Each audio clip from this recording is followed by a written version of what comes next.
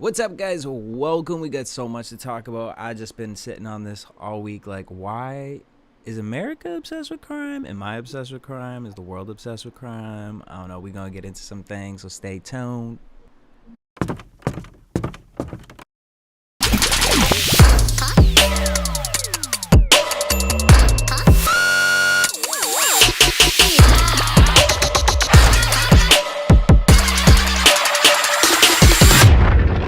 Boom. What up, y'all? Welcome back to this weekly review. It's your boy DJ Jesse here. Welcome to Next Mood Swing. I got two guests with me today. You already know I got Courtney Stewart with me. What up, boo?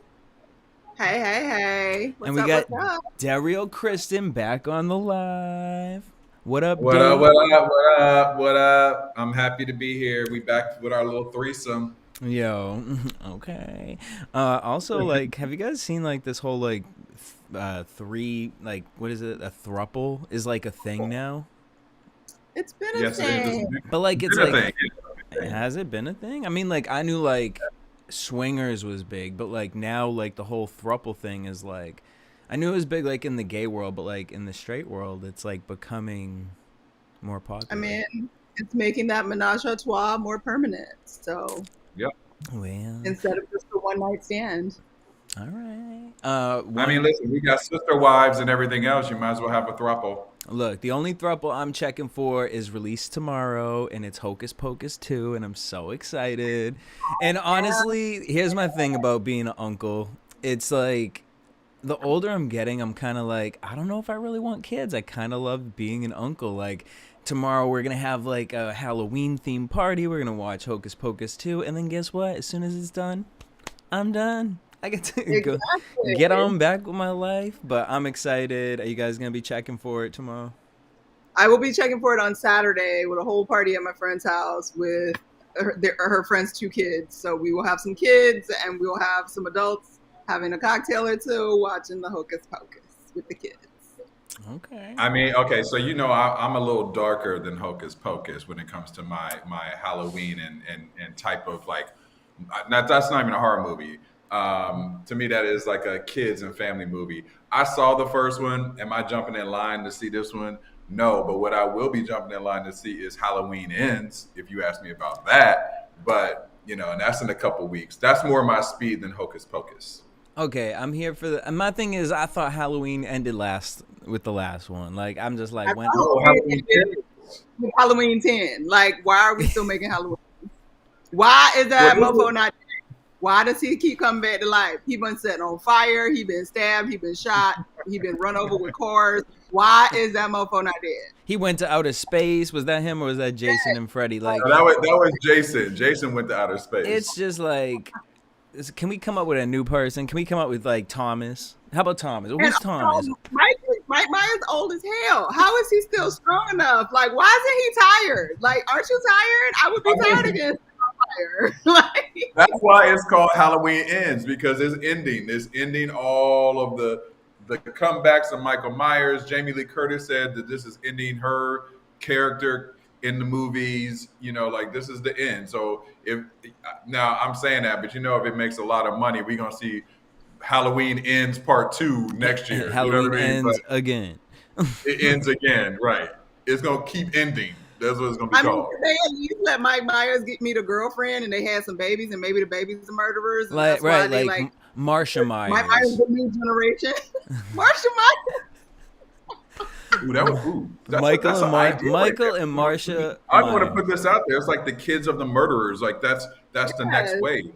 I mean, that's Look, I'm telling you guys, first of all, I have a trilogy, a horror trilogy idea. I just need someone to write it. I have it all in my head. I'm not going to write it. So I just need someone to come take what's in my head and put it into 3 scripts. And look, we got the whole new thing. It's never been thought about before. It's so realistic.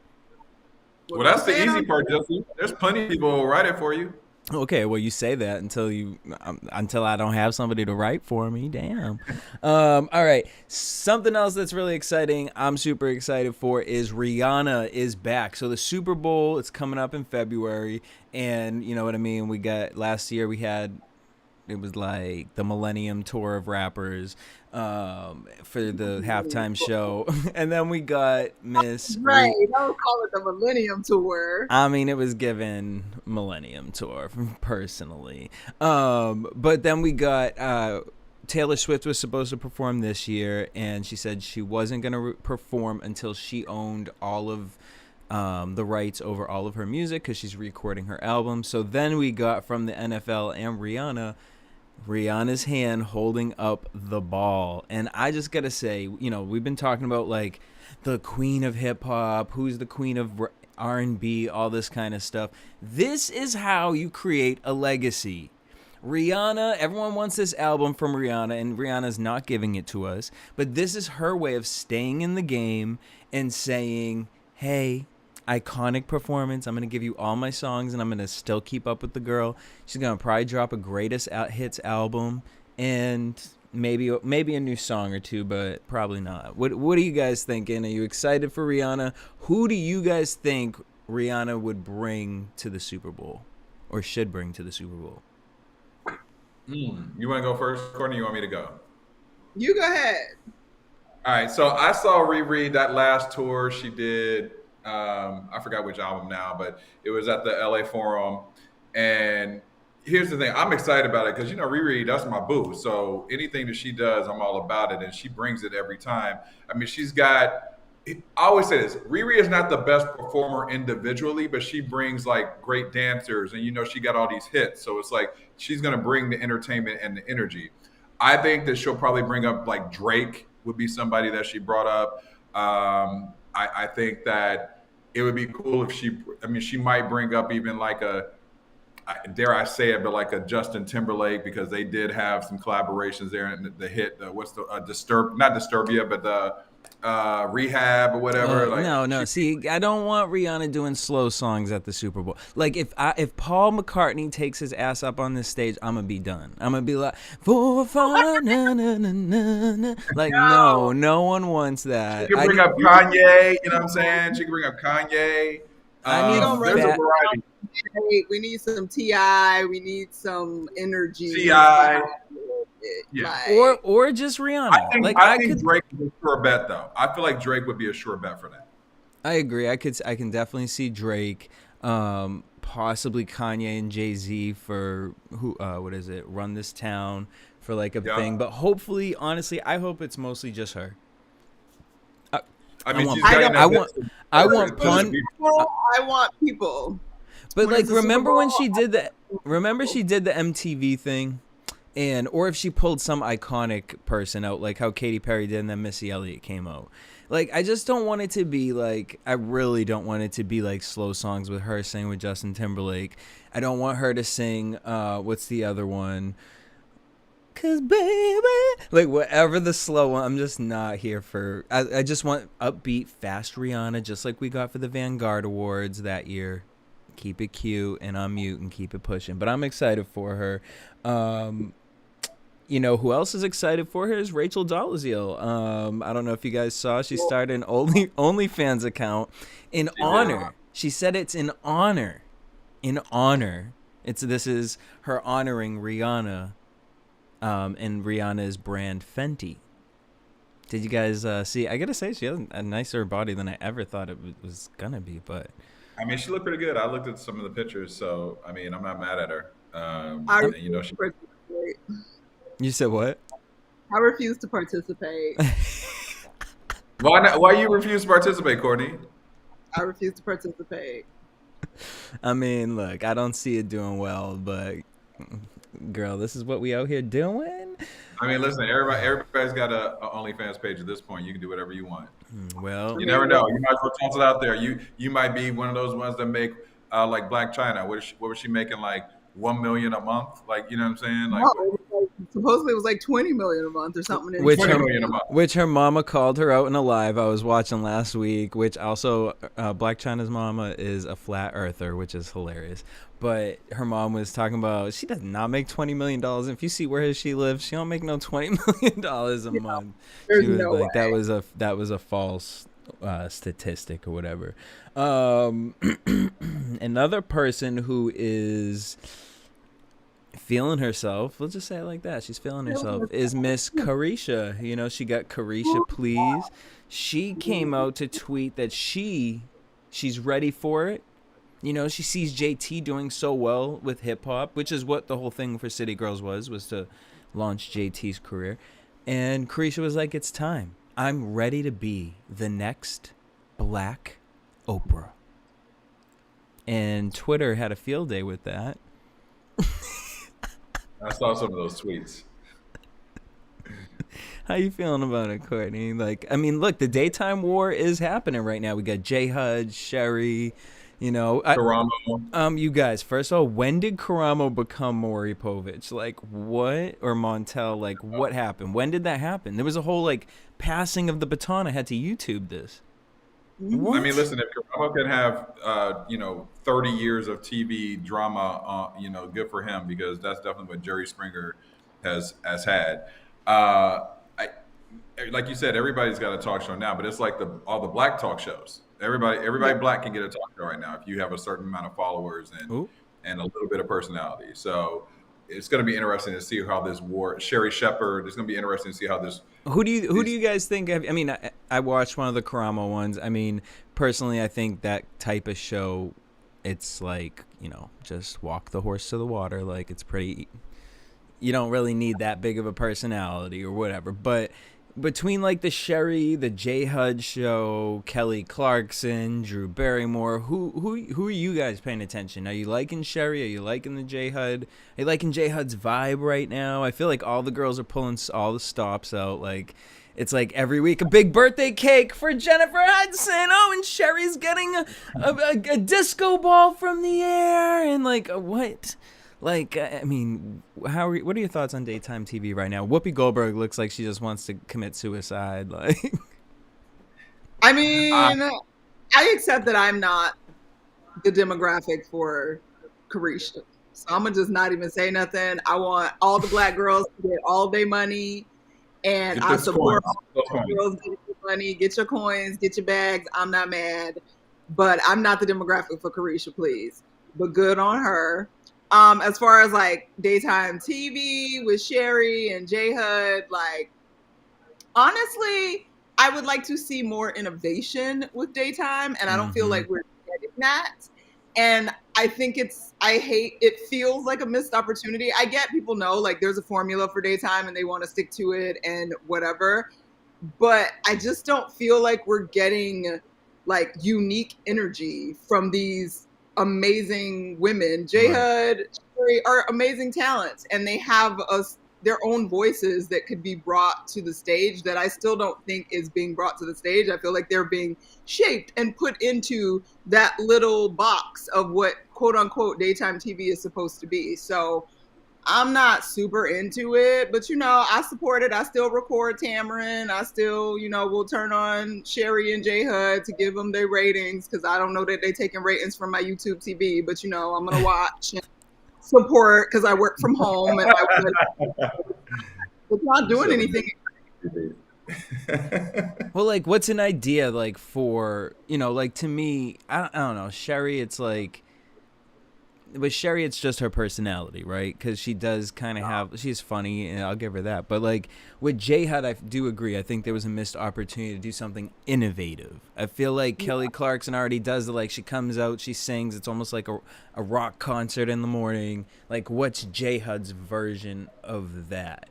Well, that's what I think they did. They just took Kelly Clarkson's show format and put J Hud in it. And she looks amazing. She does. J Hud, you look fabulous. Whoever's styling you, hair, makeup, clothes, you look great. But it's literally Kelly Clarkson, like, same kind of idea. And I'm just bored. Yeah, but here's the thing, and you know how network TV works. Like, it's very rare that even on a stardom level that they take a big chance on something different. Course. I mean, some people obviously are, some people they take a chance on. I think the formula for like a J Hud, a Sherry Shepherd is going to be probably more of your cookie cutter formula. And then I feel like if the show becomes a success at the beginning, then they're going to be more willing to take chances on what that show becomes. Because I feel like if you look back at what Wendy Williams show, what it was originally and what it became was a little different. Like, I mean, You I just mean, actually, no. you Yeah, I just do. I do. I agree with Courtney. It's not glossier, but the premise of Wendy and her talking her stuff was the reason she got the show. It's exactly what she absolutely. did. This is why the Sure. first like 3 years of the show was hard for her to book talent because she was still talking her stuff. So they still brought her unique voice to the show from the beginning. Mm-hmm. If anything, it Yeah, got I more mean, pop and more Hollywood to like be smoother to get guests to come in. But she came in with an original voice, and that voice existed for the entire run of that show. Agreed. and I agree with you. Yeah, you're right. Oh, sorry. Go ahead. Well, no, that's why, for me, it's like I could watch Wendy. It's really hard for me to watch Sherry personally. I think she's funny. I don't have anything against Sherry. It's just seeing her on the same shaped couch, seeing her like it's just coming out. It just, and because it was tied to the drama of Wendy being off my television, it's just a really hard connect. And that's where it's like, you guys, personally, I feel like they should have did something more like the Chelsea Lately show with Sherry. Agreed. Instead of trying to make Sherry like, hello, white people, I'm Sherry Shepherd. It's like, no, girl, you're friends with Niecy Nash. Come on, I want like, bring your comedian friends out. Let's have a good time. Like, Yes, give me your girl I talk. actually would love to see Niecy Nash on a daytime talk show. well, I she feel was like, on. They She was talked just about on, that. yeah, she was just on Sherry's show, and she said she no, was. but I mean like her own show. Yeah, she was up for her own show. Talk show before Cherry got hers. And it didn't, whatever, I don't know what happened. She didn't say what happened, came out of it, but she congratulated Sherry. So, I mean, we'll see. I mean, we'll give them the year, I guess, and see who makes it or who else pops up. Because now I'm like, like for me, take Ellen and take Jimmy Fallon and bring him up to daytime.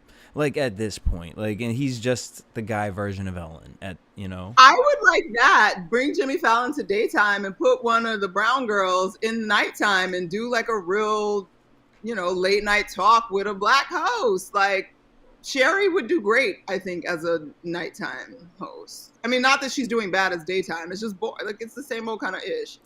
I think that's where you could do like the J HUD. I think J HUD at night, have her like almost like kind of like how BT did the Monique show, was like a late night kind of jazzy, like she could be singing. It gives it a different kind of vibe. She can play games with her Sierra and whatever friends she has coming out or whatever.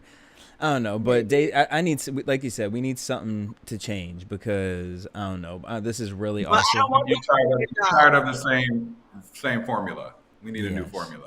need a new formula, but I want them to keep their. Listen, I support them all. I hope to be booked on a couple of their shows as an expert on some things, Celebrity Wealth, which that'll be coming up, which is I've been talking about in different places and formulas. So I ain't gonna hate on nobody, but I do have my idea on who I think will last longer than others.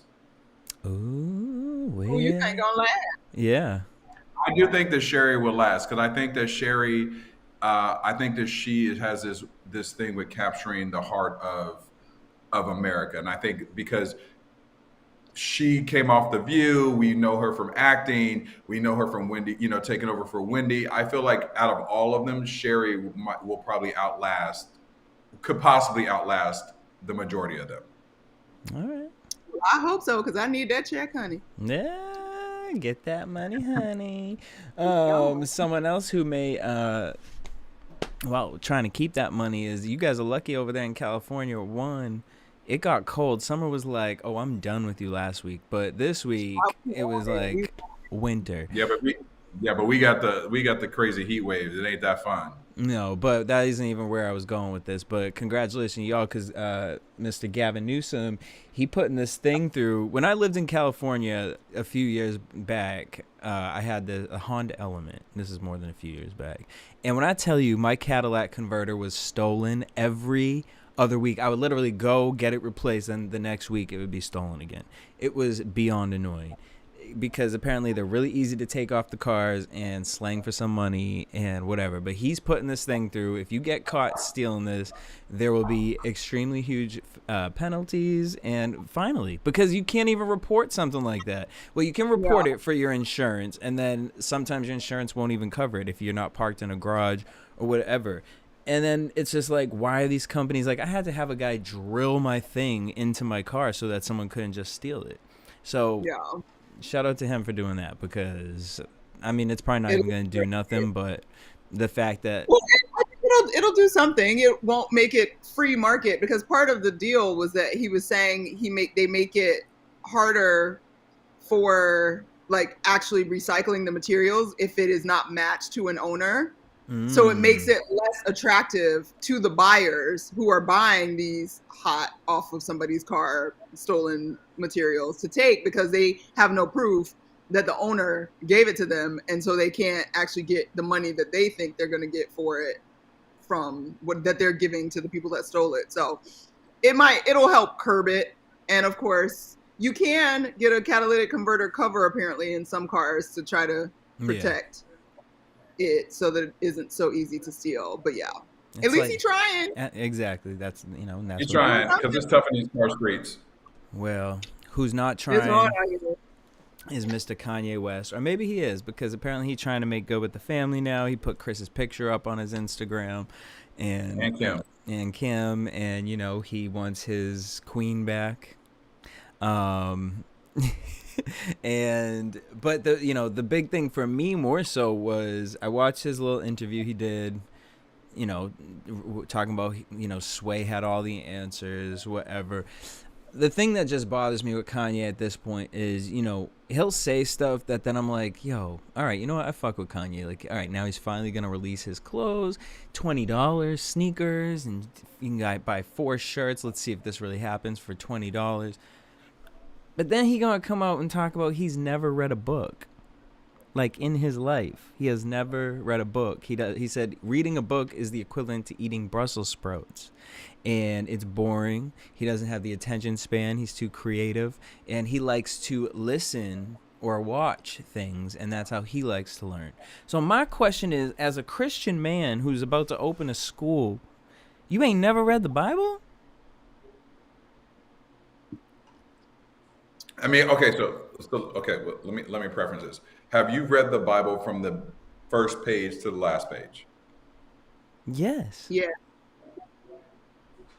And not only that, not only did I read the Bible from the I'm first a page. sinner. Damn it, I'm a sinner. No, you're not a sinner. Because honestly, I will give it to you. It is not the easiest thing, and it took me almost like years to do it, because I had to read other things to understand what I was even reading to begin with. It's like you have a Bible, then you have the Bible, then you have the Bible cheat sheets that you read with the Bible, so that it can explain to you what these words and things are. So it is difficult. I get that. But like, bro, how are you out here telling kids like not to read? And then you talking about, you know, you go back and talk about we were slaves and da da da, and then you talking about you don't know how to read, or not, you don't know how to read, you don't like to read. Like, I don't know. Or you don't never read a book. Not you don't read. Not reading is not something you have time to do. You said you never read a book. Never. Here's the thing. You know that Kanye. Sorry. You said what, Derek? No, go ahead, Cordy. Sorry. No, I was just saying that's a slap in the face to his mother. His mom was an educator. I know. Like, Donda would not be about that life, or okay with him saying about that life. I also believe it is probably completely not true and bullshit, and just another thing for him to say out the side of his neck to get attention. And that's why I'm not talking about it anymore. Go ahead, Dario. Well, I was going to say, I agree with you. I don't believe that the man has never read a book in his life. I think that part of his artistry has been because of him being able to read and imagine and explore, and those are where some of these lyrics and his writing skills have come from. I do think that he says stuff just out the blue for effect. I don't know if he had his meds that day or not, so that could be something totally different as well. And you know, Kanye also is just what we know. He likes to push that button and that envelope to say stuff to cause controversy and to go a little left.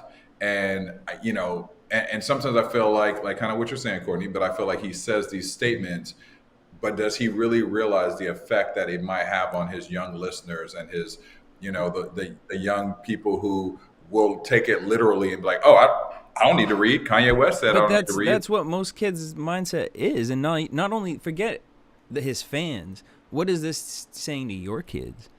You know, because at the end of the day, you want more time with your children. You're going to court and you're saying it's so frustrating with my ex-queen. Like, I'm trying to get my kids and do better. And how do you think this, I want them to go to my school. How do you think this is going to look in court? Oh, Your Honor, he wants my kids to go to his school where he's never read a book. Like, this is what he's promoting. This ain't going to help you, bro. I don't know. It just, like you said, I agree. I'm sure he's read a book or two. But it's just, what was the point? What was the point? I mean, listen, Which makes me think, like, is Kanye on like a Britney Spears, like? Let's not talk about that. I saw that last TikTok. Let's not talk about that. Here's the thing. Kanye, I would challenge him and be like, okay, so you're saying you don't read books? Do you listen to audiobooks? Well, yeah. Don't challenge him on anything. Kanye is full of shit. I would love to challenge him, actually. There's nothing to challenge him. Full of shit. He is literally saying it for attention. The same way he had them socks on with them flip-flops that was sparkly. Kanye's full of crap. Now, you know what? That my friend told me that was at Target five years ago. I can't. Look, you know what? Now, who I want to talk about this, I want Candace Owens, since he's your friend, girl. Go ahead now. I'll talk about this since you want to drag all these other people down the mud. Why don't you talk about this on next week? But you won't.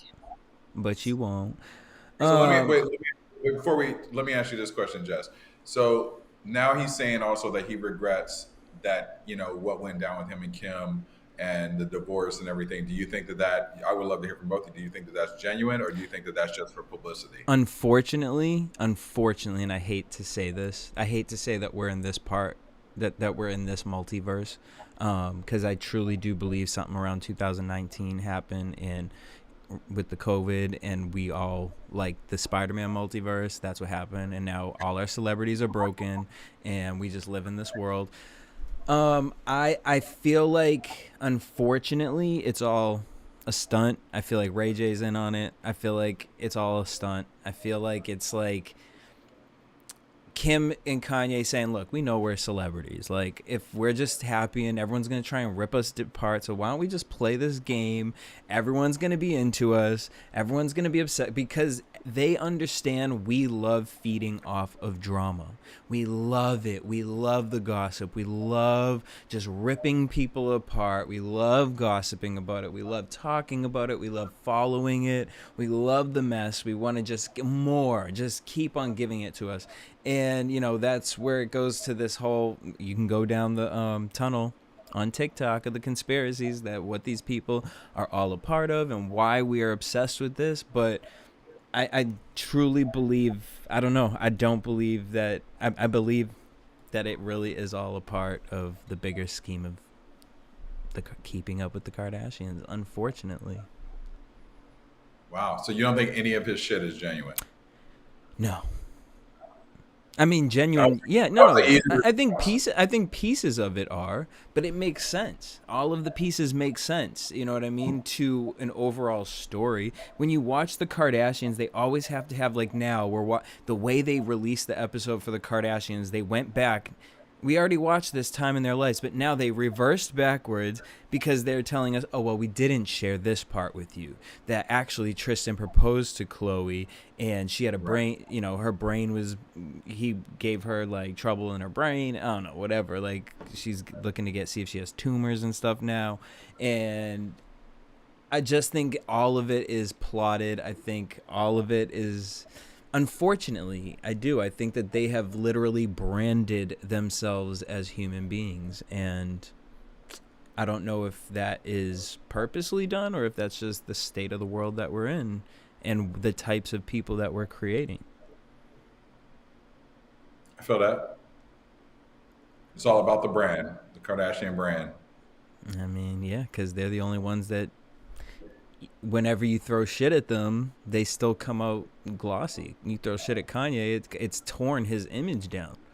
Everyone else that comes in contact with the Kardashians, little pieces of their image gets tarnished. But the Kardashians, it's almost like they're mutants. Like they just absorb people and like take on their powers and become greater and greater. And like it's like they can. It's like Nicki Minaj. I love you, girl, but like, go to the Kardashians since you're friends with Kim and say, hey, how did you get your butt removed?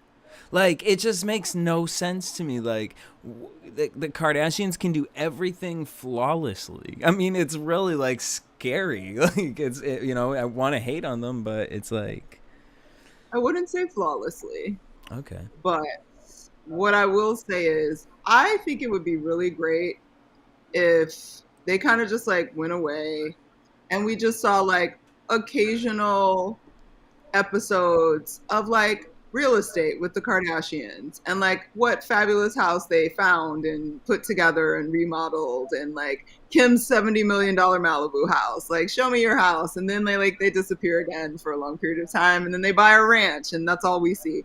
I don't ever need to see anything else about their lives, fake or not, ever again. And the whole storyline around like the Tristan thing with Khloe.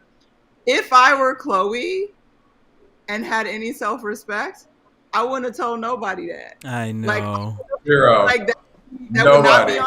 I wouldn't. His name would never be in my mouth ever again. Never again. And I would never come back and be like, yeah, he actually proposed to me 9 months ago, and I was so embarrassed. Like I told him we can't say anything because I wasn't comfortable telling my family because you're such a piece of trash. I don't even want to tell my parents. And then suddenly you come back and like you want to share it with the entire world 9 months later after we all find out like everything that he's done. Like, it's just gross. Like it's gross. Like this is not the life that we're all like, whatever. I get it. They made great money, but they're rich. There's no reason to keep doing it. I'm over it. Like, they should be over it. If they're actual humans that care about themselves, they should be completely over it and over exploiting themselves and like just move on. Like, show their kids dance. Here's the thing: you wouldn't just keep making that money. You wouldn't just keep. But they're making it everywhere else. Like, at this point, they don't need to. Their money train doesn't stop doing the show. Period. It doesn't stop. They've made so much money. Their money is compounding. Like, they never have to do anything again, and they're still going to be wealthy for generations. Literally, period. They have built their generational wealth. Well, and they should write a book on it because. I mean, they did a great job. It was brilliant. If what you care about is capitalizing to the maximum financially, if that's what you are, like, fuck your morals. Fuck your morals, fuck your life, fuck your humanity, fuck everything.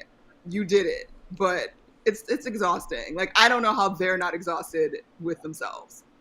I mean, I truly believe like when you are that deep in it, you almost morph to become so numb to it that you're not numb to it, but it's like it's your everyday life, so you just keep sticking with it until you don't. Unfortunately, hashtag Britney Spears, but right. So, but and I know we're over this Kardashian shit, but here's the thing though. I still say that Kris Jenner is still an amazing, smart woman, because even the fact that Kim Kardashian is launching these financial advisory, equity schools and what do you call it, firms. I think that there's a whole new level of money that she's diving into that no celebrity has really done that in the same sense that she has. She came, from where she came from to where she's at now. Agreed, but like, then stop with the like Vanity Fair with your ass out in a jock strap. Like, it's just like, it's like how I said about Rihanna, like choosing to do the Super Bowl. Like, that's a classic move for a top tier artist, performer, celebrity. So now I need Kim to start making those types of moves. Like, the jock strap is like Kylie should be doing that, and Kylie's not even giving that type of stuff anymore. It's just like I need some sort of elevation if we're gonna keep doing this. I can't with the same like my salad and like my phone and like but and again I get sucked into it. I've watched both episodes of the new season. I'm not gonna say I haven't, but it's mindless at this point, and it's like I feel like I have to watch. It's like I'm just let me just watch it because they're on, you know what I mean. And I know who they are. Like the D'Amelios have one too. I won't even turn it on. You know what I mean. And I've heard she's a beautiful, sweet, nice girl. But girl, sorry, just I can't get invested in anybody else. Someone else who feels that maybe selling yourself out. You're taking, your morals and saying, hey, screw them and screw our community. So this has kind of been a back and forth thing, but Tyler Perry just came out again to re-talk about what Spike Lee said. Basically, Spike Lee has continuously said that he thinks Tyler Perry gave in. He dressed up like a woman, and he feels that a lot of black men feel like they have to give in to the stereotype of playing this character, and he thinks that Tyler Perry should also evolve and stop telling stories of stereotypes, which I also think is interesting because if you look at some of Spike Lee's stuff, it's like, I mean, you put those stereotypes in your stuff. You just ain't dressing up like a woman. Tyler Perry kind of has always gone back and forth with Spike Lee, but this time around he was asked about it, and he basically said there's a certain part of our society, especially black people in the culture, that they look down on certain things within the culture. And I brought Candace Owens up a little before because I've watched something recently with her, and she piggybacked off of this where she basically said she's sick and tired of black people being associated with fried chicken, watermelons, and this stereotype. She was kind of talking about that period girl. What is you guys' take on this? Is this a big deal? Is this something that should be bothering Tyler Perry? Is Tyler Perry creating content that is destroying the black community? Or is Spike Lee just mad? Okay, so I have several things to say on this. Let's start with something that you said earlier. So Spike Lee, yes, Spike Lee, I would say definitely did put stereotypes in all of the. He put stereotypes in all of the productions and film and everything that he's done. I don't think that Spike Lee put those stereotypes in his films to. I feel like he put those in his films for it to be a discussion. He wasn't promoting it. He was just showing the reality of how black people have thought, like School Days. Listen, there has been a war between light skinned and brown skinned people, people of color for many, many years. And I don't feel like he put that in there to make fun of it or to lessen what it means in our community. I actually think he put it in there for a discussion that we need to have that has historically been the detriment of how black people fight against black people. Mm-hmm.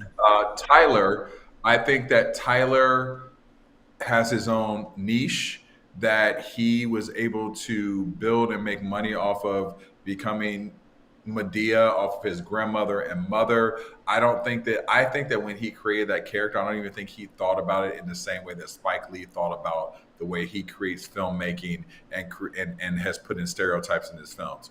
I think that Tyler was like, hey, you know what? Like, I'm going to create this character. I'm going to make fun of it almost because this is in the black community and every black person can relate to this Medea because we all got a Medea in our family as a black person.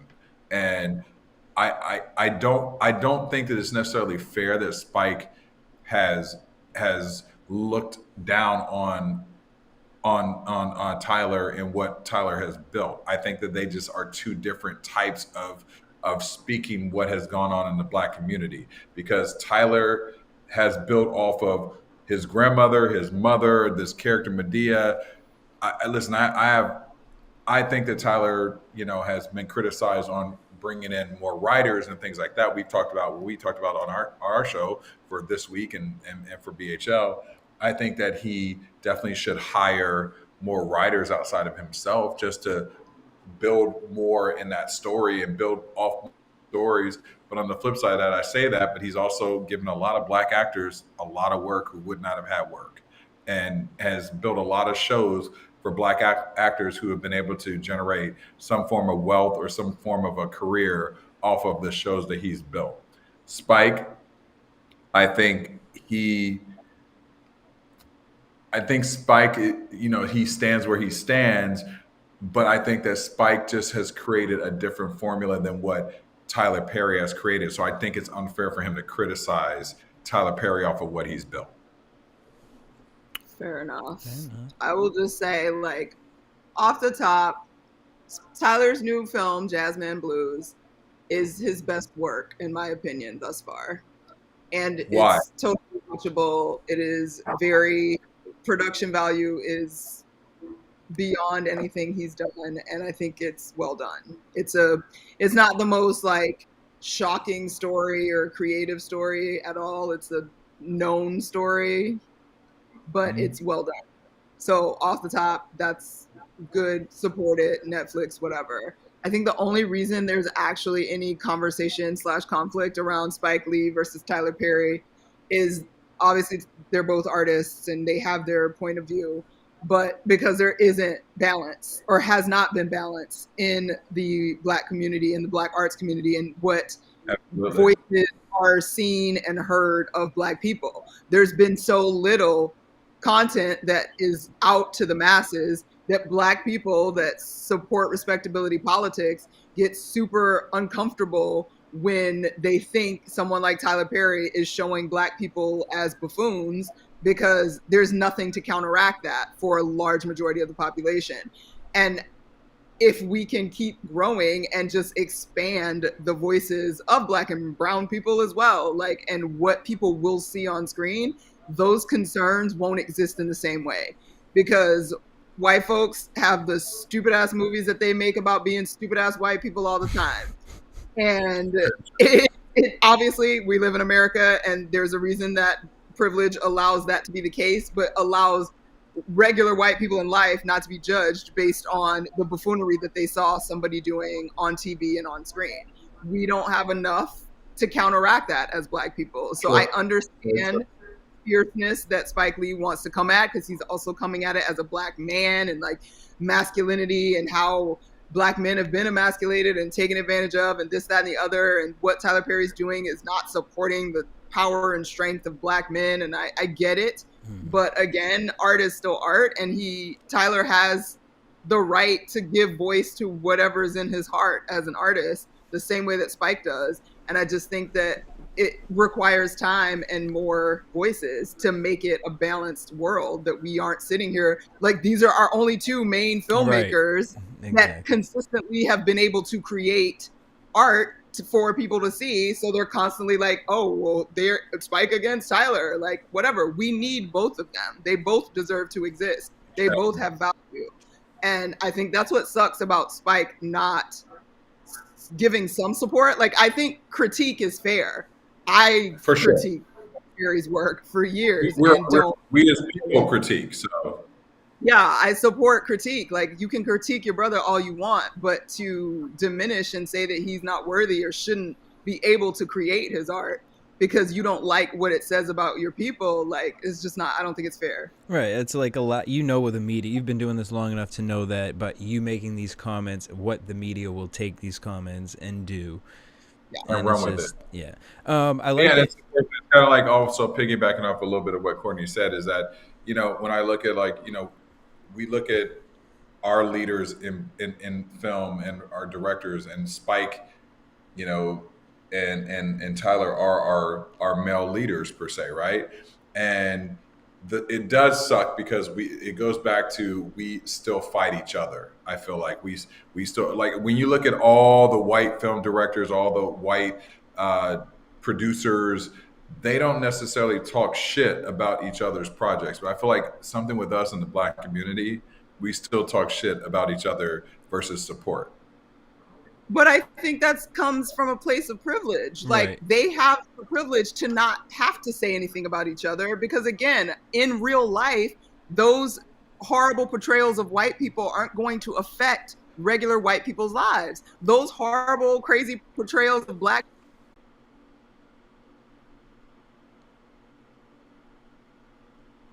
it's not stuff that's Spike, irrelevant and that doesn't. It matters, but again, it matters because we don't have enough voices to give variety to people. Well, Well, hopefully that's changing now. Slowly. hopefully. I mean, that's the direction we trying to go, man. We see a lot more filmmakers. I mean, Courtney and I just went to this unbelievable OWN event that Oprah put together and Ava, and it was all the female directors that have ever directed for Queen Sugar, and it was Yeah, we just talked like about that a just couple weeks watching ago. that. What do you say? Yeah, we shared that. I shared that a couple weeks ago here. Yeah, no, I'm just saying that like that's also inspiration on like where things may be headed in the future. Well, hopefully we need, because we need some positivity in this world. Because to piggyback off this conversation, you said something that was interesting: creating content for shock value versus creating content for conversation, right, and for discussions. Which is kind of, I had this conversation honestly probably all week. Netflix released their Dahmer, produced by Ryan Murphy, starring Evan Peters, and it's got everyone talking. I brought up last week because I was on the second episode, and when he was like rubbing on that mannequin's dick and like doing all the things, I was just like, what in the demonic hell? I was like, let me get off this. But I ended up watching the whole series the next day. And I started thinking to myself, like, why?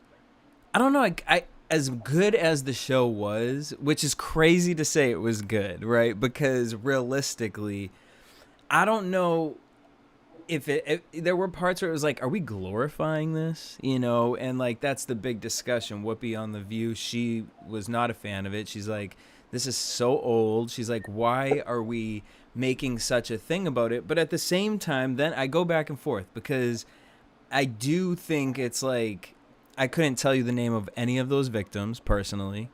I watched the whole show. Couldn't tell you. I know the girl's name's Glenda. But other than that, the show was so crafted around Jeffrey's mindset that he was the focus of the show.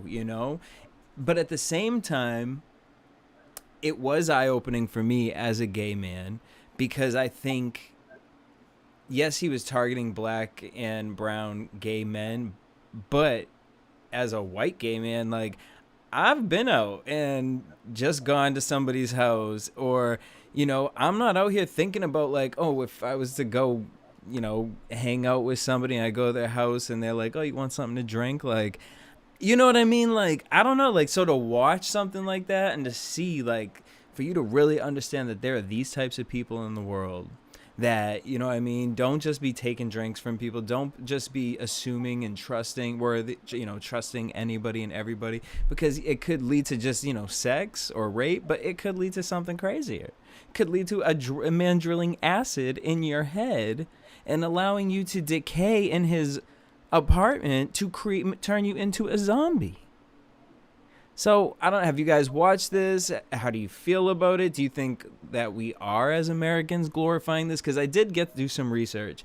And did you know that in your lifetime, you will walk past about 36 serial killers in your lifetime? And isn't that scary? But serial killers only make up 5% of the deaths in the world, which isn't a big number, but we're so obsessed with it. I mean, okay, so here's the thing. You know that I'm a horror fan, right? So I am a little bit obsessed with Dahmer. I'm also from Ohio, and like the whole thing with like they were saying like one of his first victims might have been from Ohio, and da da da da. But like here, I don't think it's glorifying. I don't think that Dahmer is glorifying anything. I think it's telling the story of like a lot of information that people didn't know. Because I also think it's giving a different perspective of what we didn't know. Niecy Nash is playing the neighbor, and we've heard about the black neighbor who lived next to Dahmer, who's been interviewed and has talked about what she heard and thought and smelled, but we've never really seen her side of it. And I feel like this this Netflix series is showing her perspective of things and her thoughts on what's happened. And it's showing Dahmer, but it's also like the first episode was chilling to me because it was showing the first victim, or not the first victim, the victim who got away. He was the one who got Jeffrey arrested. And just to sit there and think about his mindset to realize somebody's about to try and kill you, and just watching the emotion of how he played that out, I don't think it's glorifying anything. I actually think that it's giving a little bit more perspective on the victims, and I'm drawing a blank right now on the black neighbor's Glenda, yeah. Glenda. Glenda. I mean, but okay, I get what you're saying, but at the same time, what happened to her?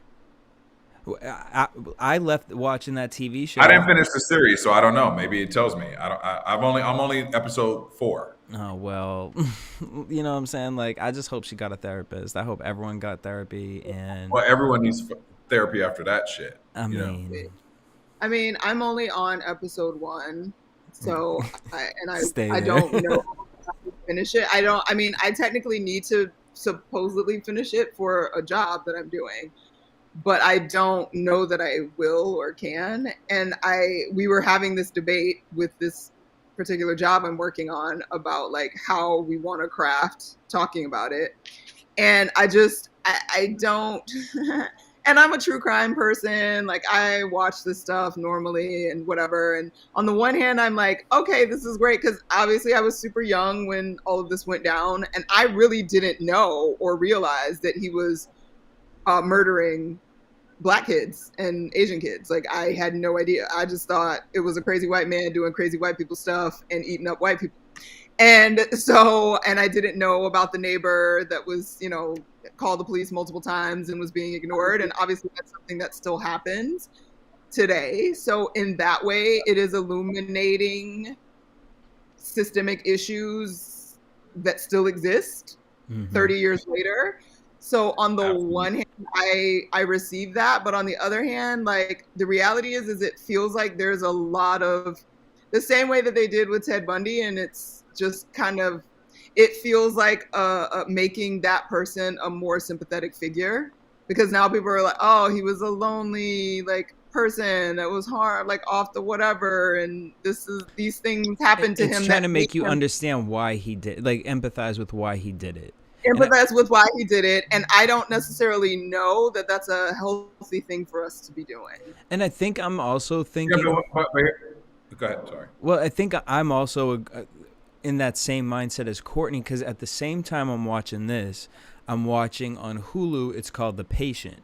And honestly, I'm like, his patient might as well be in Jeffrey Dahmer, because the show is about the patient kidnaps a therapist and wants him to help him figure out how he's going to stop killing. And the whole show is just empathizing with a murderer and trying to understand why he's ticking, what's making him tick.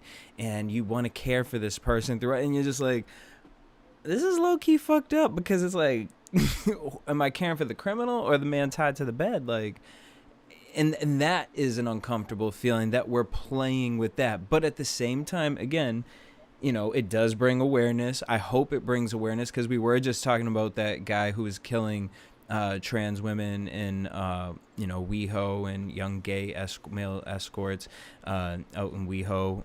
So, and I know that's what Ryan Murphy is doing, American Horror Story. So it's like, is he, doing this because he knows these things exist, and he, like you guys said, maybe trying to shine a light on it in a way that people will start talking about? Because if he's just doing something educational, are we going to watch it? But if you do it in this glamorized sexual way, like the second episode really tied together that whole necromancy and sex thing. Sure. And that was just like, I don't think I've ever seen that on television in that capacity. So for, way to push the boundaries if that's where we're trying to do, because I didn't think we could anymore, and they sure did with this show. Because I'm more interested to see Courtney watch the second episode, because I literally had to turn it off. I might watch it with her. I had to turn it off. I want to give Courtney's reaction to it. No, here's the thing. I think that and I'll leave it alone. I think for also just in general, for us to make a full assessment and evaluation on the situation, we have to have both sides of the information, right? So we've seen what the news has put out about Jeffrey Dahmer for many years. We've heard a little bit about the victims and Glenda, the neighbor. But I feel like watching this gives me, to me, it's not glorifying Jeffrey Dahmer. Yes, it's making me understand how his mind worked a little bit, because he's fucked up. So I'm like, how the fuck does his mind work?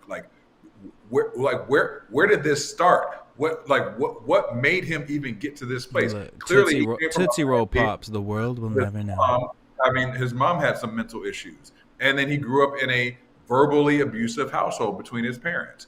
And then he got an infatuation with dead animals that his dad promoted, which was weird and strange. I could talk about that for hours.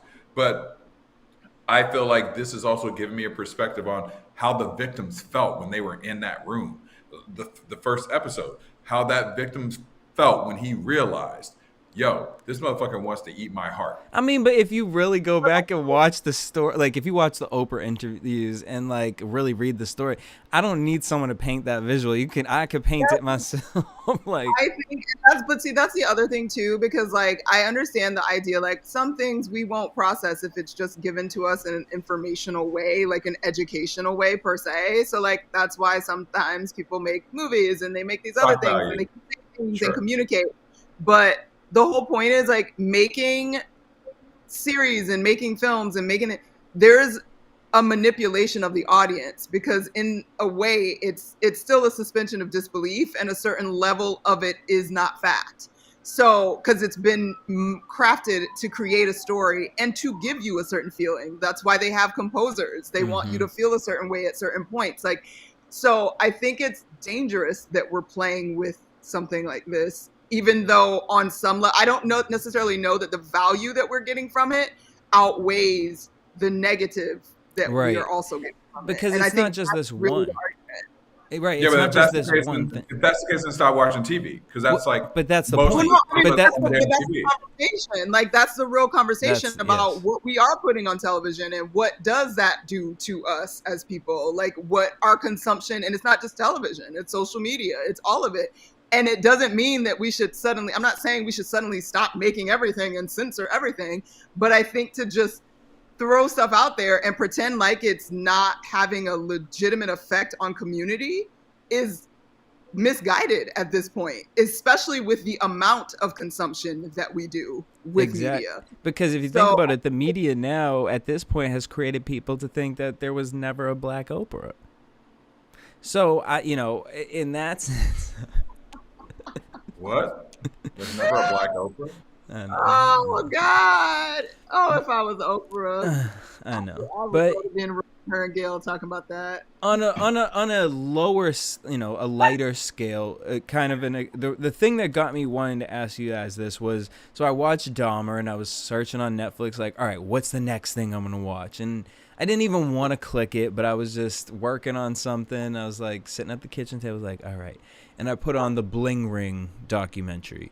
So I gotta watch that. I don't know if you guys, honestly, here's my thing. Don't watch it. Watch the first 10 minutes of it. And why I say watch the first 10 minutes of it is because I actually do want you to see how these networks are literally taking things and glorifying it. The Bling Ring, there was a movie with Selena Gomez. Basically, it's based on a true story of these two LA socialites who were robbing celebrities. They made a movie of it. They robbed Paris Hilton. Paris Hilton was in the movie because whoever directed it asked her to be in it. She was in it. They asked Paris Hilton to be in this documentary, which genuinely glorifies these two like they're criminals. But if you watch this, it looks like you're watching a reality show, and they're like the hit 2 stars on the show. And it's just really wild to me that we've given them a platform now. Of course Paris Hilton isn't going to be a part of this. Could you imagine you guys robbing me and then like me being like, you know what, why don't all three of us just like do something? Like, let's just film something and talk. Let's talk about the time where you guys broke into my house and kept robbing me. Like, and this is on TV. And I really do wonder if they got paid for that, or if it was like the Anna girl where she couldn't do the Netflix thing because there's some law where if you were a convicted felon, you can't receive money from your story or something like that. Whatever. Yeah. I don't know, but I mean, honestly, I couldn't watch it anymore. I watched the first 10 minutes. I felt like I was watching Selling Sunset or like Lisa Vanderpump, and these two criminals are just they are so excited for this.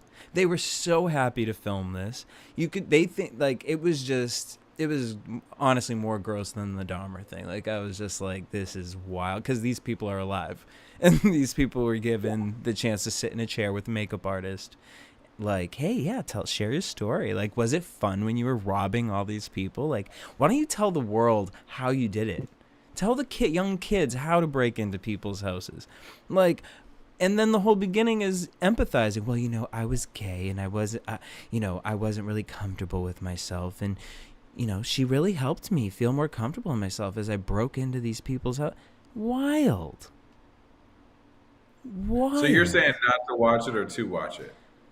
I say, like, for you, because you're in media, watch you. Honestly, I hope your like morals would, like me, turn it off within the first episode. But I do watch it. Like, I want you to really see how crazy it is. Like, the first 10 minutes, I couldn't get past the 10, because I didn't really know the story in real life. I just knew the movie.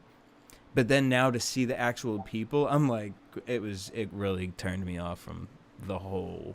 Honestly, it made me look at Netflix and then look at Dahmer like, are they really trying to program people's minds right now? Like, why is all this negative shit? Like, I don't know. It was just crazy to me, you guys.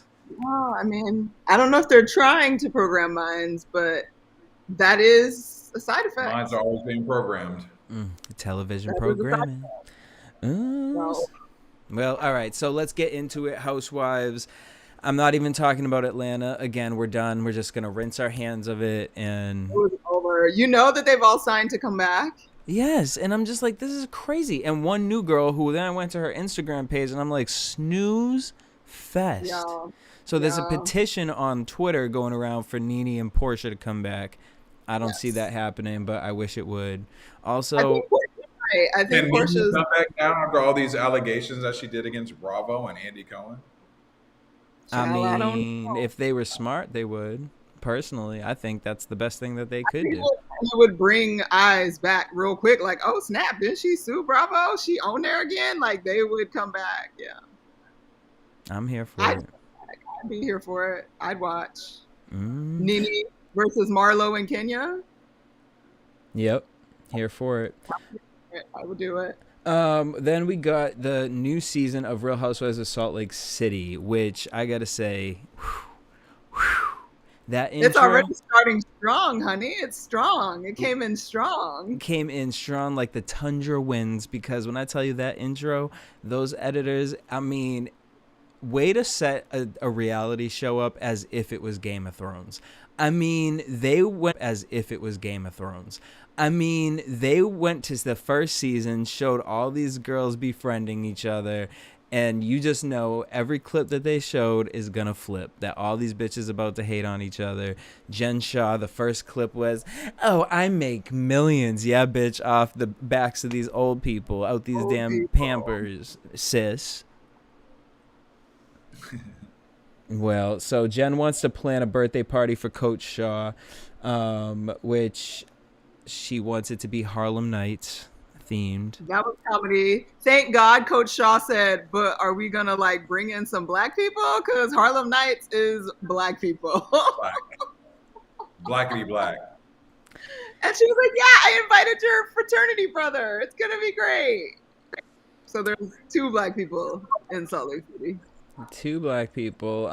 Hopefully the rest of them all left because they didn't want to be Mormon, like Whitney, who had a really cool speakeasy in her house, and she went to retiremormon.com, which is a real website, or Mormon Retire. I can't remember. I did Google it as she said it because I was like, what? And it's an actual website that will help you, because apparently when you want to leave the Mormon community, it's like a gang. Like, it's really hard to get out, and they will harass you and come all up in your email, find you, and this website will help you transition safely. Heather wants to mend Lisa and Meredith. Lisa goes up to Seth crying. Girl, the crocodile tears. It's just, we see this with Housewives. I just wasn't myself. I don't even know what I was saying. I was black out. I was blind rage. I would never say that. I love you. I love you. This is going back to last season where she thought she was demiked. She went into her room and she basically said that fuck her best friend, Meredith. Her best friend fucked half of New York, which is a very dramatic statement to make. And now she's trying to come back and say she doesn't know why she said that she thought she was demiked, and, she was just mad and just saying anything at the top of her head. And that was just some random thing that she thought. I mean, like, that's a very specific thing to say. Like, you guys don't even live in New York. No, she was like, she fucked half of New York. Her husband don't have a real job. They can't afford a whole house. That's why they're always moving. Like, these are conversations that you have had with your husband at home, talking about them behind their back, girl. And it all came out. And this whole, I thought I was demiked. How did you think you were demiked when you just ran out of the room where they were and was screaming and yelling and slamming doors? You didn't think you were demiked. Never demiked in a reality show. You said what? You're never demiked. It's a reality show. Stop it, girl. Yeah, I'm saying, stop. Also, Coach Shaw needs to stop too talking about, look, I don't want to have this party if this is just going to be so you girls can air your dirty laundry. Literally, that's all the ladies on Salt Lake do. They don't even go to like restaurants. Like, at least in Atlanta, they go to restaurants and they'll like turn a restaurant up, you know what I mean, or something like that. Salt Lake, it's like they don't even go to eat. It's like they just have these random ass events at each other's house and they just all fight and argue. It's like, is it that cold in Salt Lake? Is there nothing to do that you guys don't have like a warehouse to film? It was cold. They do go out to lunches like 2-on-2 or 1-on-1. Not just like, they just don't do big group things usually at restaurants. Yeah, but for a first episode, I give it.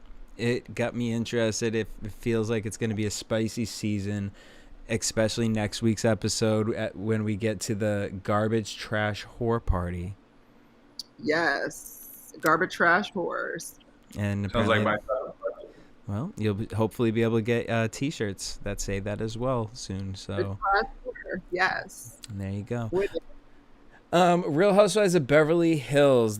Finally, this is what we've been wanting to see. We've been wanting to get this moment with Kathy Hilton. I mean, when I tell you, I just feel like Kathy must have sucked somebody's dick. Like, I feel like Kathy sucked Tom Girardi's dick, because I'm trying to figure out. Now, I'm not saying she did this. This is all allegedly. I don't even. She didn't. There was no alleged. I'm just making this up because I'm trying to figure out why Erica wants to come so hard at Kathy Hilton.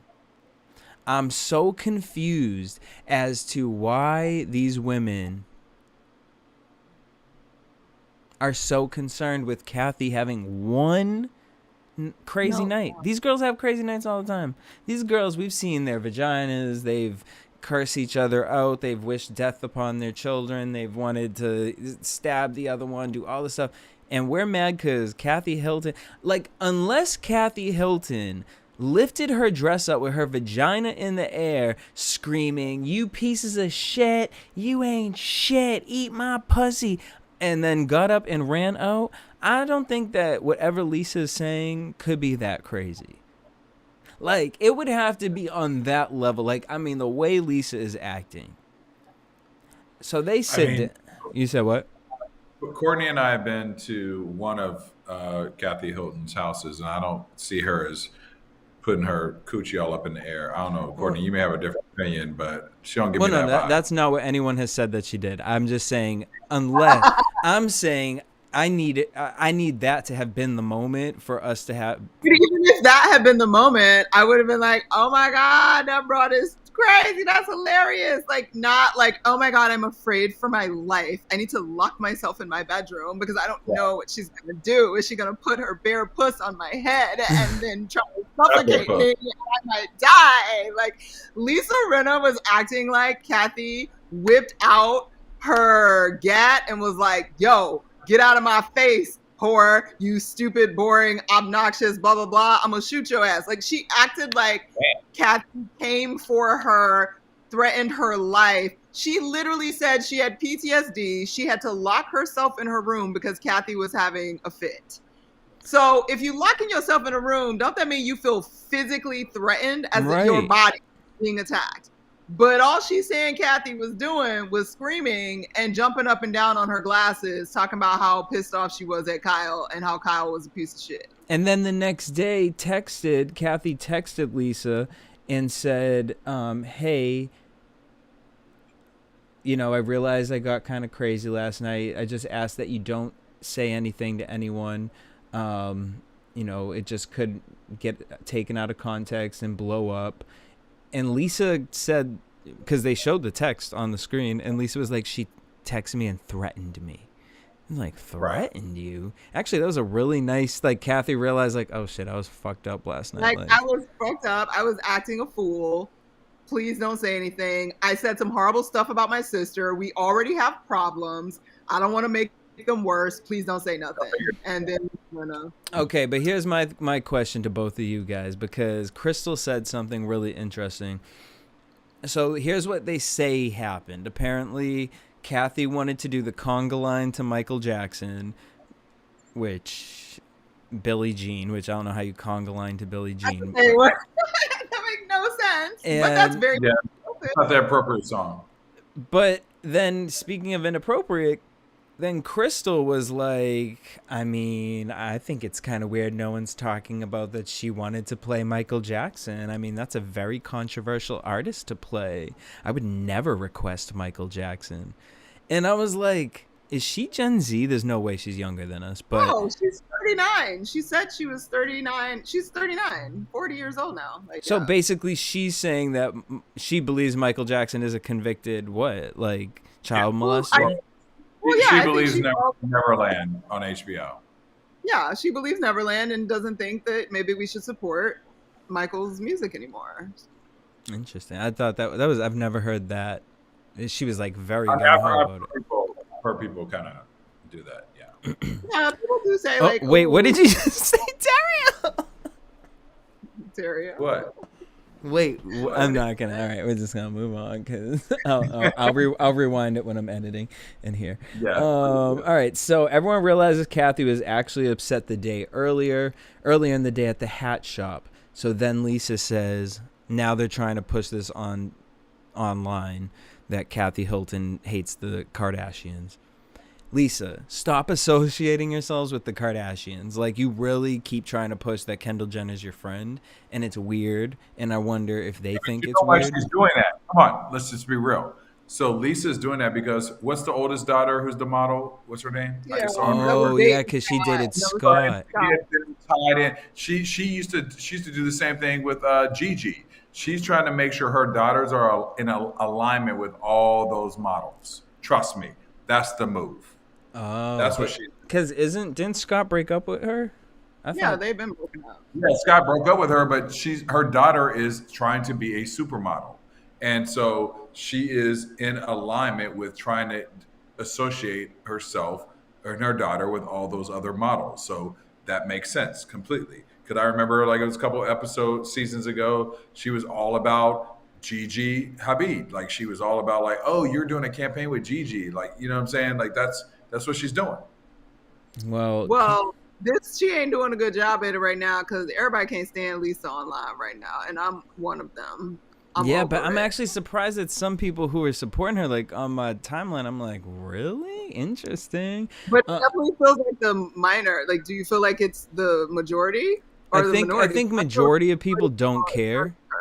I feel like the majority of people don't care because this isn't a common. It's like at this point, like, a lot of people think they're trying to deflect from Erica. It's like we can't deflect from Erica because this has been her character. So it's the only thing to talk about. This is one thing that we didn't even get to see. And honestly, it feels kind of gross to really dive into it because it's family.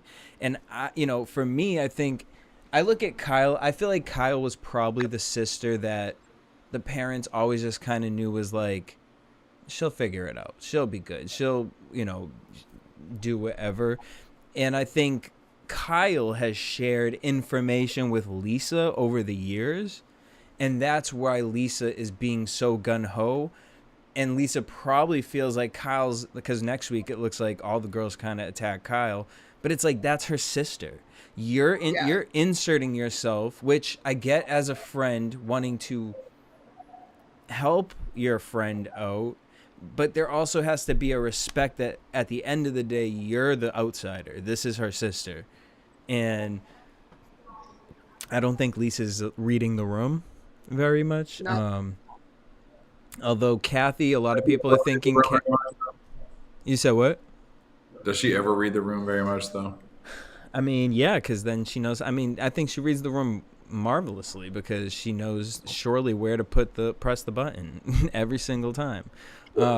This time, it was with Kathy because she sat down with Kyle, and Kathy apologized and said it was the wine and the altitude, which that's bullshit. And Lisa says, "I just want an apology." She said, "I just want you to take responsibility of all the things you said. You basically said that Dorit was stupid and that Crystal and Sutton should be fired. And that if you take responsibility for the things you said about everyone because they're inexcusable." And Kathy said it was a lot to process. Okay. And Lisa was like, "Oh, is that to make me shut up?" She said, "No, but you're not the nicest person." And Lisa turned to her and said, "Oh, we're going to go there?" And that turned into Kathy crying that a friend is dying of cancer and she's sorry and she doesn't behave that way and she doesn't have that type of problems with people. And Lisa understands pain, but Kathy isn't going to get away with it. You did what you did. You have a black heart. And I just thought the black heart comment was like, too much, girl. She is reenacting her dream role on Melrose Place right now. We're exhausted. Nobody cares. You're making shit up. This is stupid. I'm glad Kathy kept her cool and didn't jump up and slap her and just walk out the room. Like, this is some bullshit. Bye. I don't know. I mean, I'm excited for next week. Next week, it seems like everyone's saying that Kathy is punishing her sister, and I just think this is. Were we stretching for a storyline? Because I feel like we had a lot of them. We even got to see Sutton and Erica sit down with each other with their Popeyes. That was ridiculous. Perry-on party. I mean, I'm here for it. I would have. I would have been thrilled. Nothing like some Dom and some. I mean, I did Dom in and out, so I get it. But it was funny how the French fries were just like on that tower, like flying everywhere. And I didn't buy. Erica was into it. Agreed. I do agree with that because I also just felt like the whole thing was a little weird and awkward. It felt forced, and I was like, I wish you guys could have showed where this mended and came together, how they even invited each other. I don't know. It was just, it didn't. It literally felt like Erica was like, "Oh snap, I have really made myself look bad. I need to squash this with Sutton before the end of the season to make it look okay." And she was like, "Sutton, like, let's make up." And Sutton is like, "Sure, girl, I don't want to fight anyway." And so then she comes over and like but it's not like a legitimate like connection. It was just I need to clean up one story because I still am such a mess over here. And I'm going to get so much shit for how I behaved talking about the victims, which is her trigger word. The trigger word for me, I'm just like, we need to drop it off. Sutton says that Erica needs to have compassion and less lashing out. And Erica, I would like some compassion. Exactly. It's always about her. It comes back to her every time. Which is why I just have to just say, it's like, at some point everyone has to just drop it because this is this is her character flaw. So at this point now you have to decide. It's off of Erica. You have to decide, is this your friend or not? Can you accept that right now during this time legally this is how she's gonna act? This is how she's gonna act. Yeah. Oh, shout out to Ann Mata in the comments. She said Kyle don't care. Remember how she acted towards her other sister Kim in the first season? She ultimately gives no fucks about putting her family on blast. You are not wrong, Miss Ann. You are not wrong. Very true. I mean, we kept seeing that throwback to, Lisa and Kim. And then you also kind of get to the thing of like, Lisa, why do you feel so comfortable?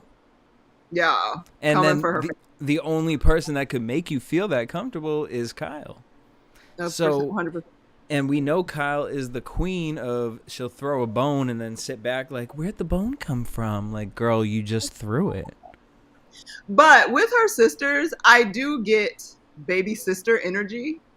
So but also like because of the dynamic of their family having been in Hollywood and then the Hiltons and that being a big thing. And Kyle kind of came up as the like hanger-on actor sister and then married her man who didn't have all the money in the beginning, and that Kathy's family helped sort of bring into the fold and helped him make his money. And then he ventured out on his own. Like you get the like, I'm anxious and uncomfortable and I like want sympathy. So I probably told Lisa way more than I should have, but I still want my sisters to really care about me and really like me. And I'm the baby sister and I don't know what to do. And like, then I'm just going to cry. Well, do you think that because people are saying they think Kathy might be jealous now of Kyle?